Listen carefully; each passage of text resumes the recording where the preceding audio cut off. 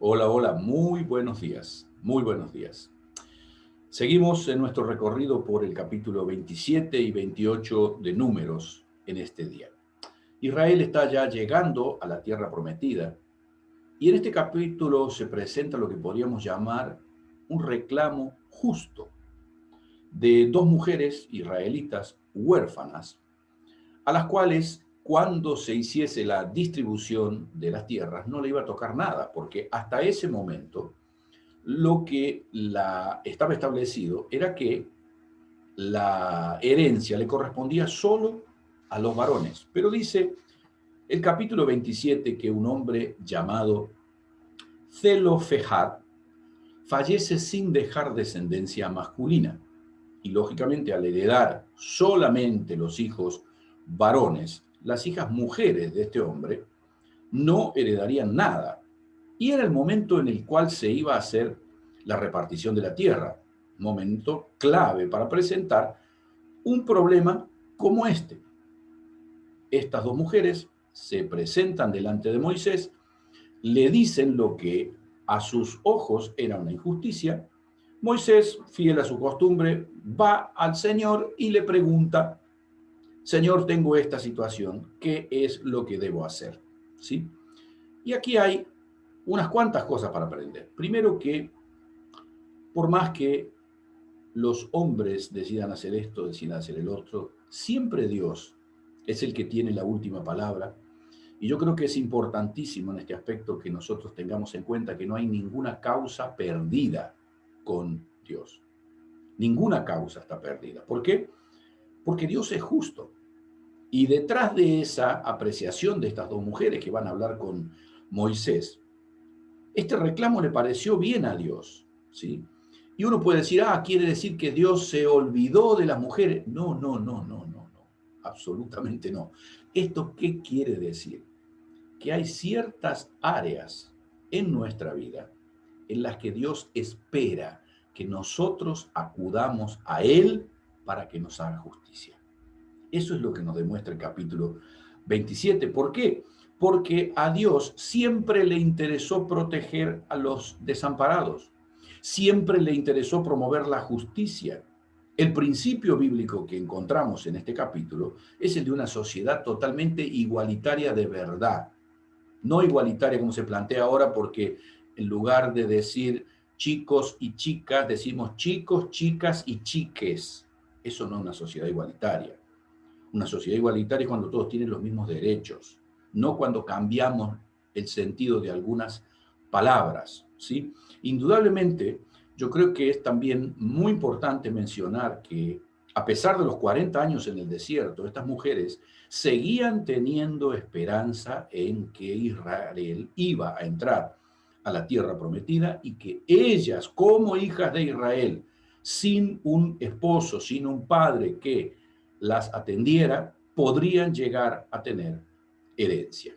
Justamente eso hicieron y lógicamente en esta búsqueda de su propio derecho obtienen lo que pidieron.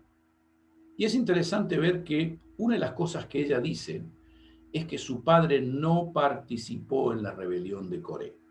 Muy importante, muy importante. Ellas dicen, nuestro padre pecó como pecaron los demás, pero nuestro padre no participó en la rebelión de Coré. Allí hay, lógicamente, también un principio a interpretar. Y es que si ellas dicen esto, lo que no está escrito aquí, pero que se puede llegar a entender, es precisamente que aquellos que habían participado en la rebelión de Coré tendrían un trato preferencial negativamente hablando en cuanto a la repartición de la tierra.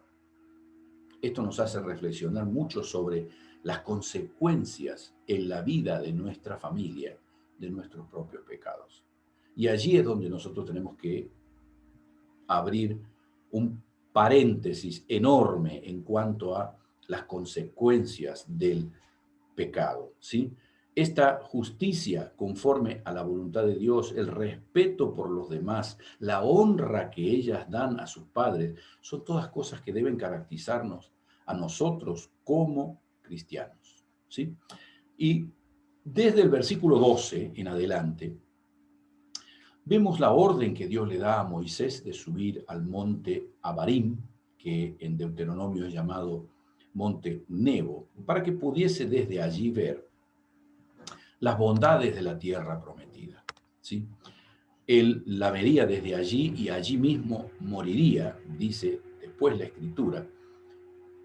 De alguna manera el testimonio de Dios con Moisés es como para decirle, ok, Moisés, tú llegaste hasta aquí, deberías haberle hablado a la roca en el momento que yo te lo pedí, pero como tú no me glorificaste delante del pueblo, mostraste tu enojo en lugar de entender que yo tengo todo bajo control, no vas a entrar a la tierra prometida. ¡Wow! Yo imagino cualquier mortal, ¿qué le habría dicho a Dios?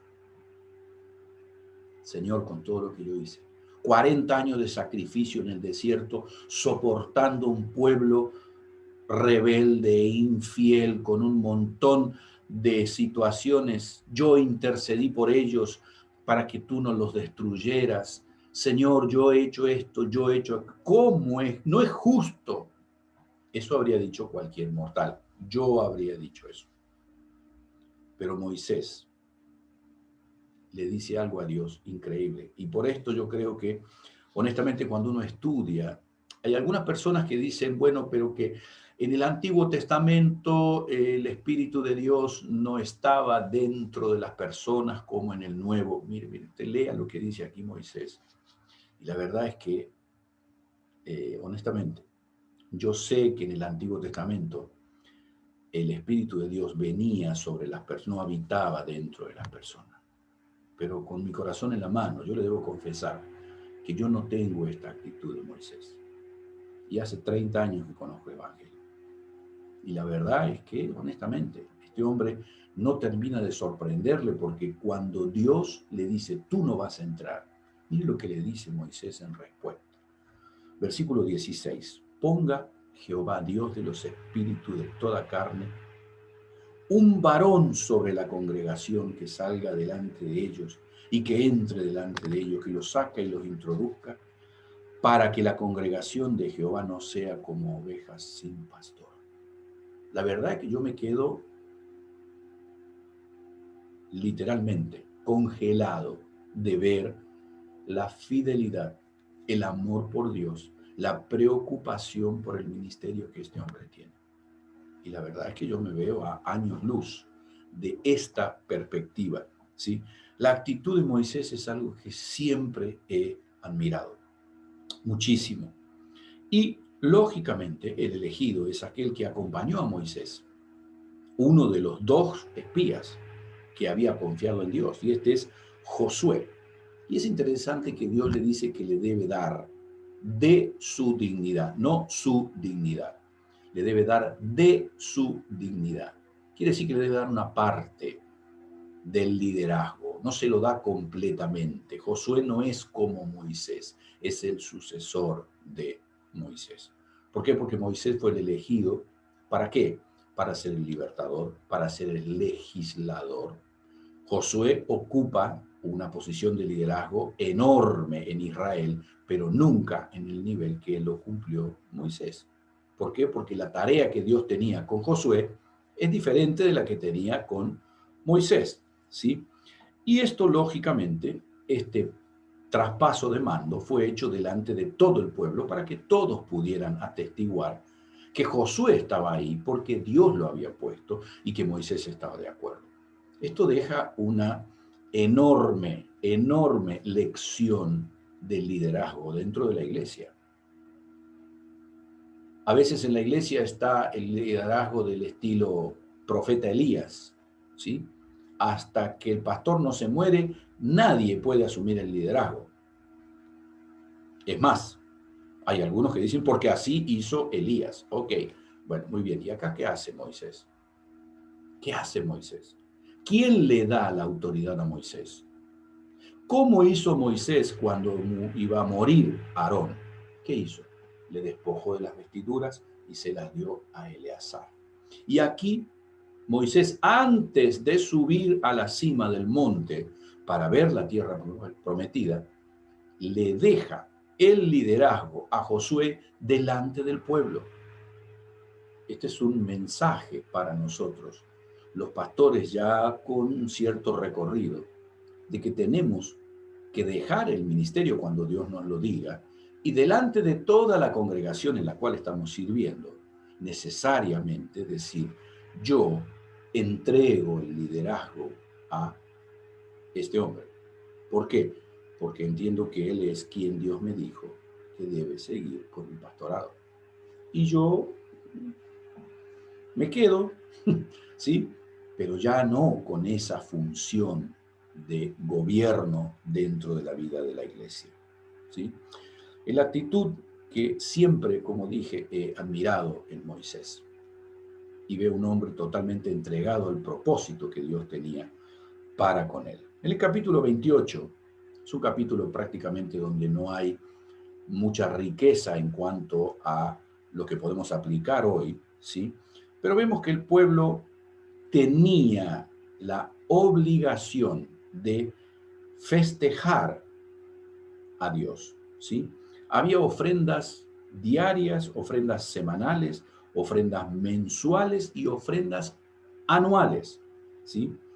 Estas ofrendas tenían como un objetivo recordar al pueblo, al llegar a la tierra prometida, la necesidad de identificarse con Dios, la necesidad de recordar que Dios les había liberado, les había guiado, les había protegido y que siempre estaría con ellos.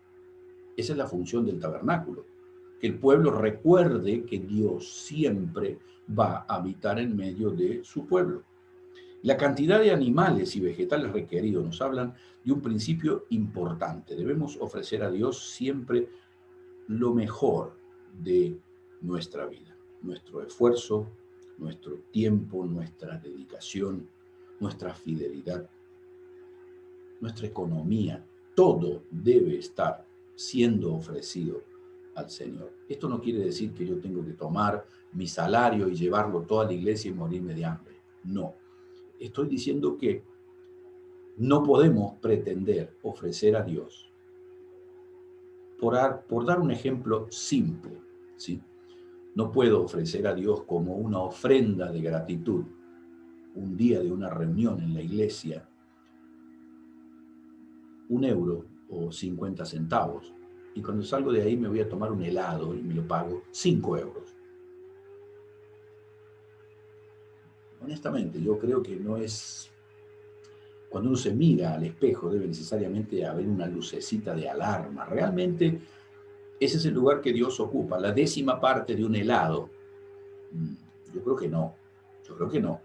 Pero siempre de alguna medida la forma en que yo puedo medir mi adoración es en tiempo, en esfuerzo, en dedicación, en dinero, cuánto le corresponde a Dios y cuánto le corresponde al resto.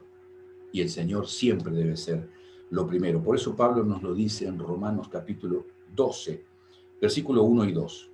Así que, hermanos, os ruego por las misericordias de Dios que presentéis vuestros cuerpos en sacrificio vivo, santo, agradable a Dios, que es vuestro culto racional. No os conforméis a este siglo, sino transformaos por medio de la renovación de vuestro entendimiento, para que comprobéis cuál sea la buena voluntad de Dios, agradable y perfecta. ¿Qué quiero decir con esto? Pablo dice que nosotros debemos presentarnos delante de Dios, presentar nuestros cuerpos. Uno dice, ¿qué quiere decir esto? Ciertamente nosotros no debemos ser incinerados, absolutamente no, ¿sí? Pero en medio de una generación hedonista y centrada en sí misma, el pueblo de Dios debe destacarse, renovando su entendimiento para que podamos ser sal y luz. Y esto solo lo obtendremos a través del sacrificio, no de animales, sino de nuestra propia voluntad, porque ese es el principio que Jesús dejó para sus discípulos. El que quiera ser mi discípulo, niéguese a sí mismo. Nos vemos mañana. El Señor os bendiga.